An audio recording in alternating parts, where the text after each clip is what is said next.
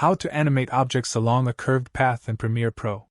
To begin, I added an image into Timeline.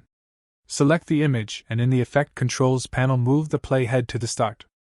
Now click on the motion to see the handles around the image, and move the image to the initial position. Click on the stopwatch next to position to create a starting keyframe. Move the playhead a little forward and click on the motion again to see the handles, and move the image to another position to create the second keyframe. Now drag these two handles to make the line a curved line. And now the image animating along this curved path. To smoothen the animation, select both keyframes and right-click on one of them, and add ease in and ease out to them.